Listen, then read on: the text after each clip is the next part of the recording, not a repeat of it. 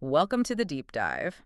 This is where we we take a stack of source material, could be research, articles, notes, you name it, and really dig in. Hmm. We pull out the key insights, the surprising bits, giving you that shortcut to being properly informed without, getting swamped by it all. A very useful exercise. Today, we're looking into a space where worlds are colliding, actually. It's fascinating. Oh, We're exploring how fields that maybe seem quite separate, healthcare, hospitality, travel, even broader sustainability efforts are actually starting to intersect and evolve together. right. Those connections aren't always obvious. Exactly. Our sources today cover quite a range: medical travel, innovation and how healthcare is delivered, pathways to a sustainable future, that sort of thing. A broad scope, then. It is. So our mission really is to unpack these connections, maybe highlight some surprising challenges, some opportunities, and just help see that bigger picture. And joining me to navigate all this is our expert guide. It's a pleasure. Looking forward to exploring these convergences with you. The sources certainly reveal some, well, unexpected links. Excellent. Okay, so let's start with one of the most direct intersections mentioned, this idea of hospitality meeting healthcare, Hmm. sort of head on. Sure. They call it H2H.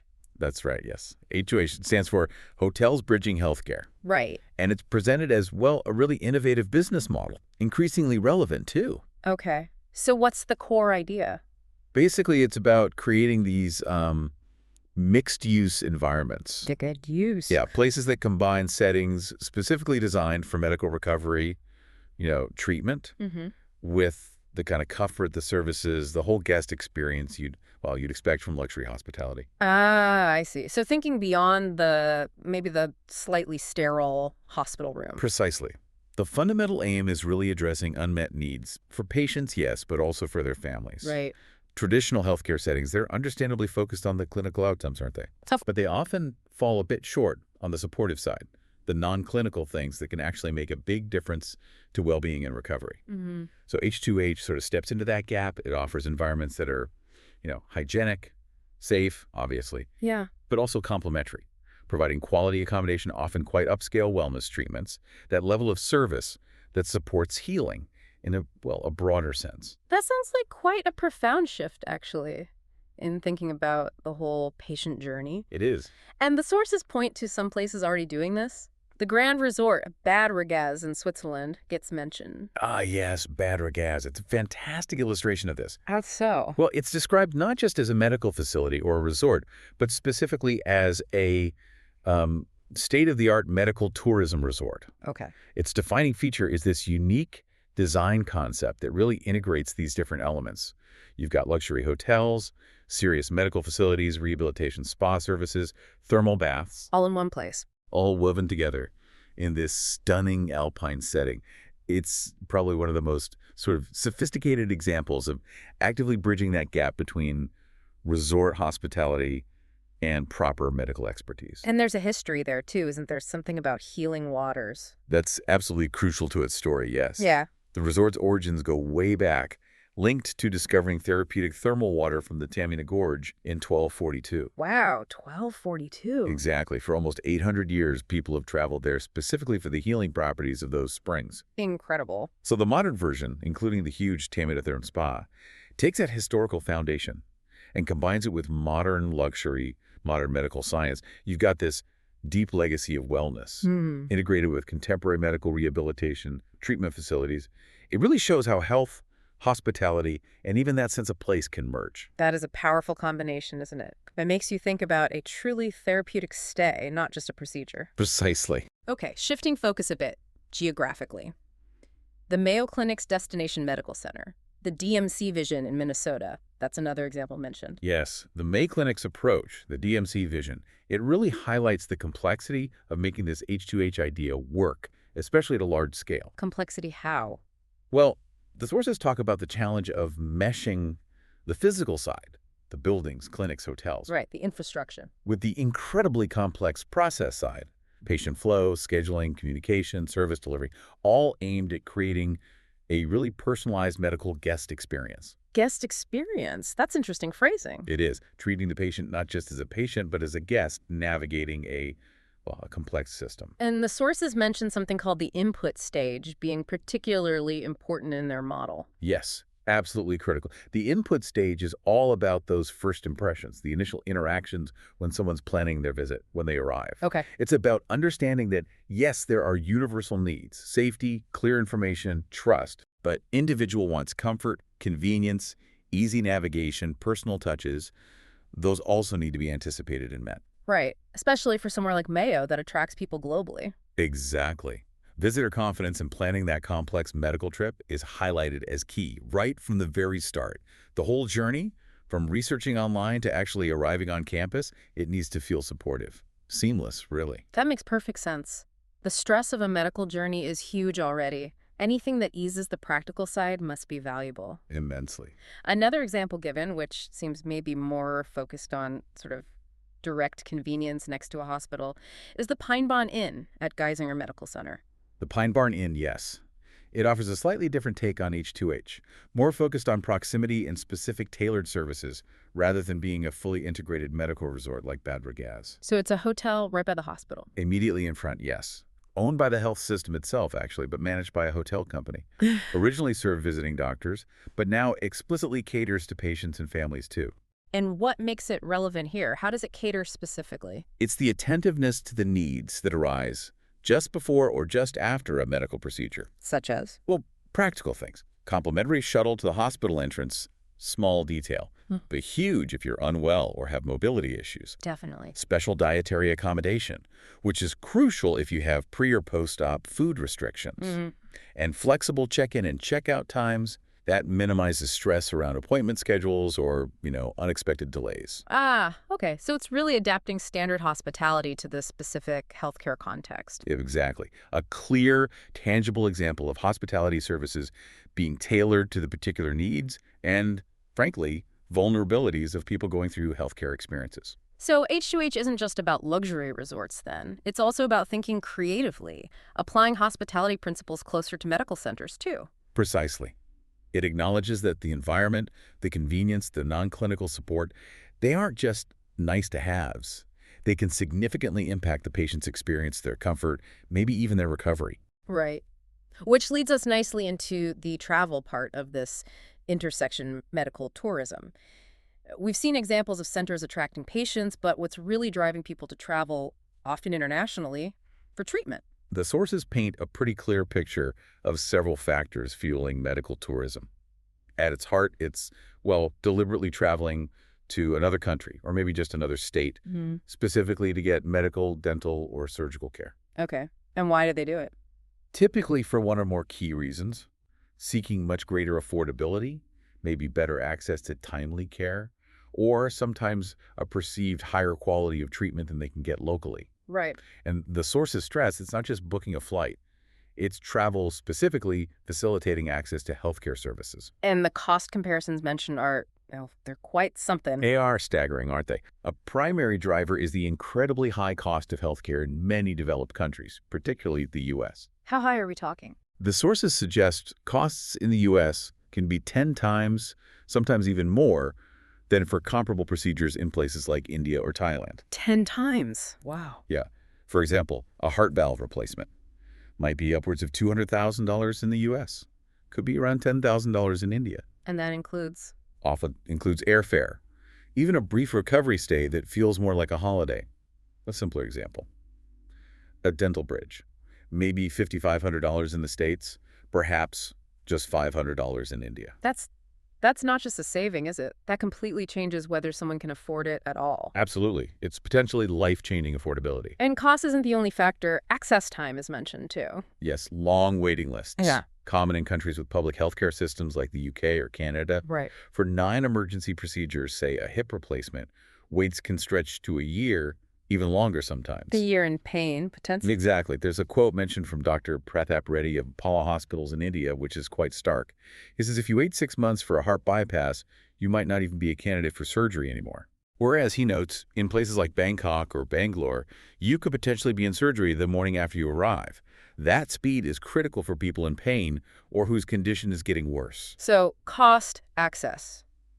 What else? Well, the increasing ease and affordability of international travel itself plays a part. And perhaps less obvious to some, the rapid improvements in technology and standards of care globally. Many developing countries now have really state-of-the-art facilities, often built specifically to attract international patients, and they have proven safety records. And demographics, you mentioned the baby boomers earlier. Significantly, that large aging population is a major factor. Over 70 million in the U.S. alone, over 150 million across the U.S., Canada, Europe, Australia, and New Zealand. That's a huge cohort. Huge. As they age, their need for elective procedures, necessary medical care, it just increases, creating this enormous market seeking affordable, high-quality options. And what about people who simply can't afford care at home, even if it's available? No insurance, for example. That's another critical driver, particularly in countries like the U.S. without universal coverage. The sources estimate around 43 million uninsured in the U.S., maybe 120 million without dental cover. Astounding numbers. They are. And as economic pressures potentially lead companies to cut back on medical benefits, those numbers could grow. So medical tourism offers a vital route for these individuals to get necessary care they'd otherwise be completely priced out of. It really reflects domestic healthcare challenges driving international movement, doesn't it? It does. It's a complex global picture driven by very human needs and stark economic realities. The sources also make a helpful distinction defining a spectrum here. It's not all major surgery, is it? No, far from it. They outline a continuum from what they call soft wellness or health tourism. Okay, what does that include? Things like visiting spas, exercise programs, massage, dietary advice, yoga retreats, herbal healing, acupuncture, meditation, focused on maintaining well-being, prevention, maybe enhancement. Right, preventative care, Yeah. lifestyle things. Exactly. Mm-hmm. Then the spectrum moves towards more explicitly disease-related groups and treatments. Which covers... A really wide range: cosmetic surgery, dental work, bariatric surgery, assisted reproduction, eye care, orthopedics, hips, knees, cardiac surgery, even really complex things like organ or cellular transplantation, gender reassignment procedures, and executive health evaluations, those comprehensive checkups. They also fall into this category. Travel for health reasons. So medical spas and medical tourism serve different primary purposes, but the lines might be blurring. That's the distinction made, yes. Yep. Spas for generally healthy people seeking prevention, enhancement, wellness. Medical tourism usually for treatment of an existing disease or condition. Blurring how? Well, the sources note they're kind of forming a new type of care together, one that actively integrates wellness, nutrition, hospitality into the medical experience. Which brings us right back to H2H, doesn't it? It does indeed. It really highlights that growing recognition. A patient's well-being is about much more than just the clinical intervention itself. And this focus on the patient experience, or the guest experience, as Mayo calls it, it leads to looking at other service industries for lessons, right? Yeah. The sources mentioned if Disney ran your hospital. That's quite a provocative idea. It's a powerful analogy, isn't it? Yeah. It used to really drive home the importance of service excellence in healthcare, beyond just clinical skill. So what's the core insight there? The core insight, perhaps surprisingly, is that patients, whether they realize it or not, don't just compare their hospital experience to other hospitals. They compare it to the standard of service they get from the absolute best service providers anywhere. Yeah. In places like Disney, you're often seen as, well, the gold standard in crafting an experience. Right. So the expectation isn't just about getting technically good care, it's about how you're treated. Yeah. And that standard is being set way outside healthcare. Precisely. The sources point to Disney's mandatory training. There are 4 key areas in order of priority: safety, courtesy, show, and efficiency. Okay. Safety obviously aligns perfectly with hospitals. Absolutely. But areas like courtesy, how people are treated, and show the overall environment, the feel of the experience, they're often not as clearly defined or trained for or prioritized in traditional healthcare compared to the focus on clinical competence. And does this difference actually show up in patient satisfaction data? Very strongly, according to the data cited. A key finding is that a huge majority, 9 out of the 10 top drivers of patient satisfaction, are about how a person is treated. 9 out of 10. 9 out of 10. Not solely the clinical outcome or the technical skill. Patient loyalty, whether they'd recommend a place, seems to stem less from just the procedure itself and more from feeling their needs were anticipated, they were listened to, treated with genuine courtesy and care by the staff. Everyone. That's incredibly impactful, isn't it? It suggests focusing on the human interaction, the empathy, the small service acts, can actually have a bigger effect on perception and loyalty than many clinical metrics. Quantitatively, yes. The sources make this vivid using an analogy from Disney University, mapping hospitality principles onto the 7 dwarfs. Ugh, How does that work? Well, it translates abstract ideas into memorable actions. Be happy, make eye contact, smile. Be like Sneezy, greet and welcome people. Don't be bashful, actively seek contact. Be like Doc. Handle service recovery smoothly when things go wrong. Right. Don't be grumpy, positive body language. Be like Sleepy. Create a positive, maybe even magical experience. And don't be Dobby. Remember to thank people. I actually quite like that. It makes the principles very concrete. It does. And it underlines that every interaction matters.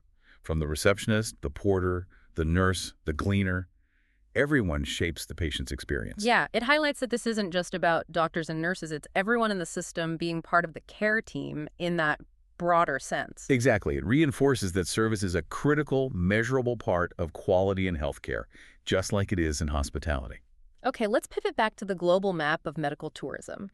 Where are the big players, and how do patients actually manage traveling and getting care in these different countries? The sources list several key hubs. Thailand, especially Bangkok, and Phuket is consistently mentioned as arguably the most popular globally. Why Thailand? Significantly lower costs compared to places like Singapore, high volume of patients treated, they have U.S.-accredited facilities, and crucially, exceptional language support. Language support is key, I imagine. Absolutely. Hospitals like Bangkok Hospital actively market to medical tourists. They have staff, translators, for a huge range of languages. One source mentions the Phaythai Hospitals Group having translators for 22 languages. That's genuinely impressive. 22 languages. That must make a huge difference to patient comfort and understanding. It absolutely does. India is another rapidly growing destination. Strengths there. Large pool of highly trained doctors, often Western educated, good hospital infrastructure, and very low costs. Singapore is also major, known for advanced tech and high standards, though generally pricier than Thailand or India. Malaysia gets highlighted too. Advanced care, competitive prices, and being English-speaking is a big plus for many. The sources mentioned a challenge there has been ensuring enough highly skilled staff to meet demand, but the Ministry of Health actively regulates quality. Okay. And the UAE, Abu Dhabi. Yes, mentioned with clear government targets to significantly grow medical tourism revenue and patient numbers, focusing on specific niches. What about South Korea? It has a strong reputation, particularly in areas like cosmetics. South Korea is noted for high-quality care combined with competitive pricing. They've made deliberate efforts to improve the experience for medical tourists, focusing especially on communication, recruiting and training medical translators and coordinators specifically, to reduce language and cultural barriers. One study mentioned found 71% of medical travelers there reported not having language issues. That's a high success rate. It is. Yeah. And they've strategically promoted areas like cosmetic surgery, wellness, using things like the whole K-beauty trend. Right. So with all these places and options, how does an ordinary person who isn't a medical expert navigate all this? Choose a destination, manage the logistics. This is where facilitators become really important. Facilitators. Yes. The sources, particularly talking about South Korea, stress their vital service role. They act as intermediaries. Helping patients choose. Exactly. Helping patients who might be overwhelmed. They can help identify needs, find potential providers, get cost estimates, provide info on quality and safety. Crucially, they often provide language support, medical terms, and general communication. Assist with travel plans, help with documentation, forms, insurance claims, that sort of thing. So they're like guides through the whole complex process. Pretty much, yes. Yeah. A study cited on South Korea found 51% of a significant chunk of medical travelers use these facilitation services. It's a fast-growing sector there. But it must be vital they get it right. Absolutely critical. The sources stress these facilitators must understand and communicate clearly that they are supporting healthcare services, not just arranging travel. That's a key distinction. It is.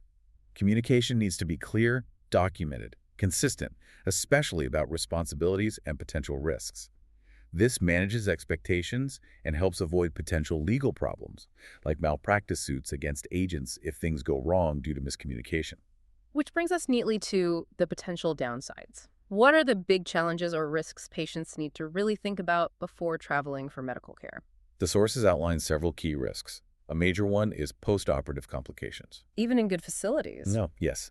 While reputable international facilities often have high standards, maybe even better than some home countries, and there isn't overall evidence of higher complication rates in medical tourism. Generally, things like infections, wounds splitting open, suture dehiscence, unexpected pain. These can happen with any procedure, anywhere, And dealing with that far from home must be incredibly difficult. It is. A big challenge is follow-up care. The surgeon abroad might only meet the patient just before the operation, coordinating follow-up or managing complications once the patient is back home.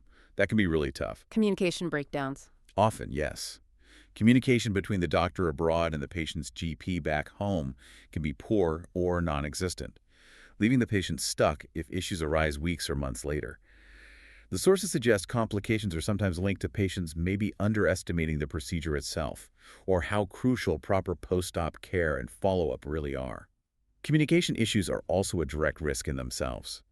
As we mentioned with facilitators, it's not just language. Cultural nuances, too. Exactly. Yeah. And ensuring the patient fully understands the procedure, the risks, the recovery, their responsibilities. Providers need to communicate clearly, accurately, maybe tailor it to the patient's background while remembering people vary hugely within cultures. Understanding patient beliefs about illness and treatment is vital. Misunderstandings can lead to poor compliance or dissatisfaction. Adds another layer of complexity, doesn't it? Beyond just translation. It does. The sources also touch on a maybe less conventional area, medical marijuana tourism, driven by different factors, presumably. It seems so. The sources note research is pretty scarce here, largely due to its complex legal history. They suggest a potential driver for outbound tourism. Could be from countries with really restrictive laws where medical cannabis is illegal, even for serious conditions. Where people travel because they can't access it legally at home. Potentially, yes.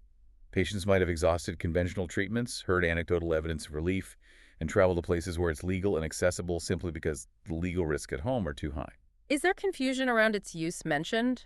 Recreational versus medical? The sources anticipate that confusion likely exists between recreational use, often focused on THC for the high, and medical use, which might focus more on cannabinoids like CBD for therapeutic effects without that high. Right. But as medical cannabis programs expand globally, offering more specific strains and products, that confusion is expected to lessen. Demand for high CBD strains might shift back from recreational dispensaries to proper medical channels. It's definitely a developing area, driven by patient need and differing laws. Another example of patient needs pushing boundaries. Okay, let's switch gears slightly. Technology. How is technology weaving into this whole picture of healthcare delivery, patient experience, efficiency? Technology, especially telehealth, is playing an increasingly crucial role. The sources highlight its impact on access, delivery outcomes. Most U.S. hospitals, for instance, already use some form of telehealth. It's pretty widespread. What are the specific benefits highlighted? Advantages for both sides, really. For doctors, the sources mention feeling potentially less distracted during virtual consults compared to being pulled in multiple directions in a clinic. Okay. For patients, being in a familiar home environment can reduce stress. Visits can feel more patient-focused. Telehealth also allows for self-monitoring. Using devices at home. Exactly. Tracking vital signs, other metrics. Providing immediate, valuable data for diagnosis, treatment adjustments. This often leads to better compliance, too, because patients feel more involved, more monitored. And it's applicable quite broadly. Apparently so. The sources note an impressive 83% of common conditions are deemed suitable for virtual treatment. That suggests it's becoming a really significant tool. 83%. That's huge. How does it help build patient loyalty? Well, knowing you have accessible healthcare options via telehealth can reduce reliance on A&E or urgent care for less severe things, which saves time and money. Convenience factor. Big convenience factor. For doctors, too, flexibility to do visits outside normal hours from anywhere can improve work-life balance. Good point. And with expanding insurance coverage, it also creates potential for additional revenue for providers, helping make the service financially sustainable. And beyond individual appointments, how does this kind of digitalization connect to the bigger picture of healthcare system sustainability? Digitalization is presented as a key enabler for efficiency, better resource control, fundamental for sustainability. The sources mention things like the Talisman Project for frail patients as an example. How did that work? By using digitalization, it aimed to improve efficiency, cut costs through plan prevention, personalize care based on data, and allow better control over resource allocation across the system, using tech to make the system smarter, leaner, more proactive. And in medical tourism, technology enhances communication, manages information. Digital health records helps continuity of care. Many places use iPads in rooms. For what? Entertainment, yes, but also buzzers, Self-ordering menus, even internal feedback systems like an internal Yelp, Clever. and pre- and post-booking emails are crucial digital tools, controlling information flow, managing expectations before arrival and after return. So tech isn't just for treatment, it's embedded in the service and information management too, supporting care and efficiency. Absolutely. It's becoming indispensable for improving access, communication, streamlining operations in this complex, globalized healthcare world. Okay, let's really widen the lens now. Moving from individual healthcare and travel to systemic sustainability. The sources link human health to the health of the environment, the economy. This feels like connecting dots on a much bigger scale. It is. This section draws directly on the Sustainable Development Goals, the SDGs, from the UN. Right, the 17 global goals. Exactly. A universal call to action: end poverty, protect the planet, ensure prosperity.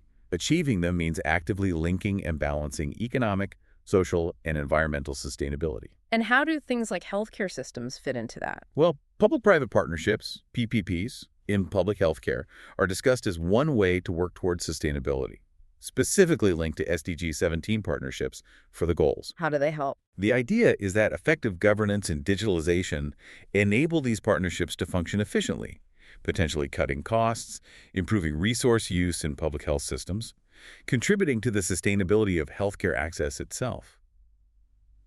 So building sustainable healthcare systems is part of the bigger global effort. And building on environmental sustainability, the sources look at green urban infrastructure, addressing challenges like energy demand, rising city temperatures, What kind of infrastructure? things like green roofs, green walls, basically integrating vegetation into buildings. The sources mention a cost-benefit study from Malaysia on these. And what did that find? Were they cost effective? Interesting results. For Okay. green walls, yes, positive return.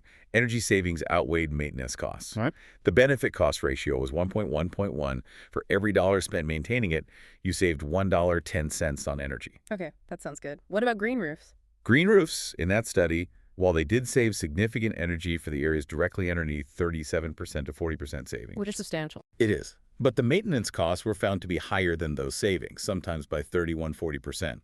The average cost-benefit ratio was 1.5.1, cost $1.50 in maintenance for every $1 saved on energy. Ah, so not always straightforwardly economical. No. It highlights how context, design, maintenance strategy really matter for the viability of different green infrastructure types. Using local materials, native plants also helps sustainability naturally. That's a really valuable point. Not all green solutions are equal economically. Water management is another critical area, isn't it? Absolutely. Wastewater reuse and recycling are discussed as a fundamental circular economy approach for water, key for efficiency in both rural and urban areas. Especially with agriculture being a huge water user. Vital there, yes. Also significant in industry, driven by cleaner production ideas and urban reuse parks, street cleaning, fire suppression, that sort of thing. And the level of treatment depends on the end use. Precisely. Irrigating non-food crops might only need secondary treatment. But water for irrigating food crops, especially eaten raw, needs advanced tertiary treatment disinfection, removing pathogens for safety. The sources also mention something called algae-based wastewater treatment, phycoremediation. Sounds quite futuristic. It's fascinating and increasingly important, using microalgae to clean wastewater. How do they do that? Algae are incredibly good at removing nutrients like nitrogen and phosphorus, common pollutants that cause algal blooms. They can also help remove other things: heavy metals, pharmaceuticals, pesticides. Wow. Often it's a symbiotic process. The algae produce oxygen via photosynthesis, helping bacteria break down organic pollutants. The bacteria produce CO2, which the algae use. A neat little ecosystem. Exactly. And the algal biomass produced might then be used for biofuels or other products, adding another layer of sustainability. The sources really highlight this as a future trend, gaining importance with water scarcity and the climate crisis. So algae could clean our water and give us useful stuff. That's powerful.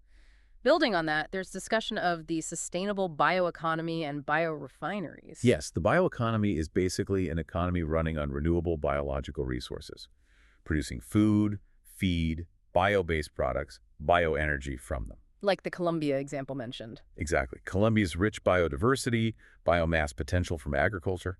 The idea is linking tech development for sustainable products with policy, industry, funding, all aiming for positive social and environmental outcomes. And the biorefinery concept is central, like an oil refinery, but processing biomass into multiple products instead of fossil fuels. Right. And intellectual property rights, IPRs, were mentioned alongside green innovation. How do they fit in? The sources define green inventions as products or processes that reduce pollution while meeting needs. IPRs, like patents, give legal protection and commercial value. Encouraging innovation. That's the argument. IPRs provide a framework that encourages R&D investment, including in green tech. The TRIPS agreement under the WTO explicitly states IPR protection should help promote technological innovation, transfer, dissemination. So IPRs aren't just about locking things up, they're meant to help innovation spread. Exactly. Licensing is highlighted as crucial. Allowing others to use patented green tech speeds up adoption across industries, geographies, creates new markets. Seen as vital for getting solutions out there quickly to tackle environmental challenges. That makes sense. Get the green tech used faster. Are there specific examples of these bioprocesses or products? Yes, several, often focused on waste valorization, turning waste into value. Fermentation is key. Such a. Producing lactic acid and then polylactic acid, PLA, from things like dairy whey or corn cobs. Lactic acid is versatile. PLA is a compostable biopolymer, a biodegradable alternative to plastic, helping with waste problems. That sounds genuinely circular. Other examples include making biosurfactants, eco-friendly detergents from waste, or creating single-cell protein-rich biomass for food, or feed by fermenting various food wastes. Turning waste into useful biodegradable stuff. Great. You mentioned microalgae earlier for wastewater. What else can they do? Huge potential, especially for the global food crisis. Things like spirulina, chlorella. They're generally recognized as safe, GRAS, very high in protein, can be grown relatively quickly. But there are challenges. Yes. Public acceptance, the green color, the odor, processing costs, need for controlled environments, evolving regulations. Potential allergenicity isn't fully understood yet. Hurdles to overcome. Definitely.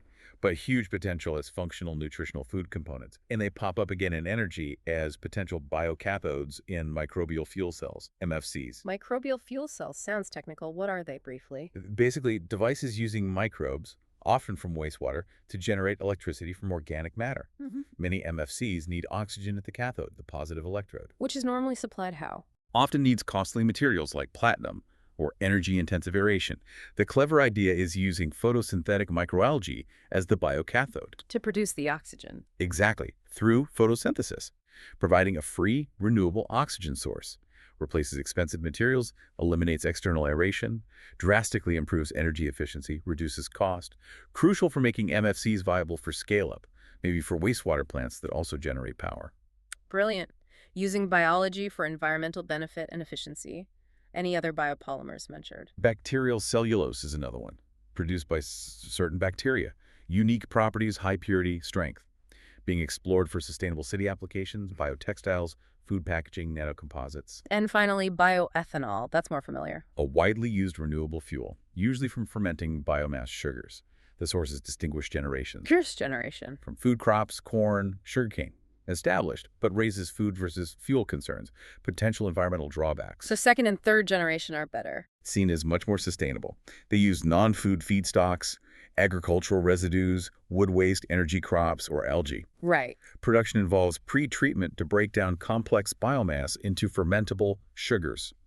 Focusing R&D on these later generations is key for truly sustainable liquid biofuels. So moving away from food crops to waste and non-food biomass is the way forward for bioethanol. Exactly, using biological potential responsibly. And finally, woven into the sustainability section, quite interestingly, is a mention of the human gut microbiome. Seems a bit different at first glance. It does seem like a jump, doesn't it? Yeah. But thinking about the gut microbiome here highlights the idea of internal biological balance health as a foundation for overall well-being. Our internal ecosystem. Sort of, yes. The sources note the incredible ecological interactions in the gut, trillions of microbes. Its makeup is influenced by so much birth type, diet, lifestyle, antibiotics. It gets more complex and diverse as we age, and the substances these microbes produce, the metabolites, profoundly influence our endocrine system, our immune responses. So maintaining a healthy, diverse gut microbiome is like maintaining our own internal, sustainable ecosystem, critical for personal health.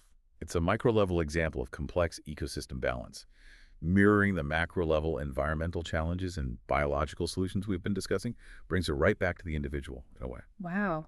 We really have covered some ground today, haven't we? From integrated medical resorts, the economics of health travel, to digital healthcare access, green urban design, wastewater cleaned by algae, making products and energy from biomass. It really shows how interlinked our health, our systems, and the planet's health are becoming. The remarkable thing is the speed and sheer diversity of innovation happening at these intersections, driven by patient needs, Yeah. economic pressures, environmental needs, creating completely new models that just defy old boundaries. So if we try to tie these threads together, the merging of hospitality and healthcare, H2H, the complex drivers and global reality of medical travel, the power of tech like telehealth and digitalization, and that huge range of initiatives underpinning broader environmental and economic sustainability. Yeah. It's clear they're not separate topics at all. They're facets of a bigger picture, evolving towards healthier individuals and a healthier planet. It's a dynamic convergence. Yeah. Significant challenges, yes, but also immense opportunities. Okay, so let's try and pull out some key takeaways from this deep dive for you listening. First, there's this significant growing trend of blending hospitality and healthcare H2H, aiming to fundamentally improve the patient experience and create innovative care models. Second, medical tourism is complex, global, driven by powerful factors like cost and access. It involves diverse destinations, relies on crucial support like facilitators, but also carries real risks patients need to manage. Definitely. Third, technology, especially telehealth and digitalization, is reshaping healthcare access and delivery. It's enhancing efficiency and providing tools that help make health systems themselves more sustainable. A key enabler.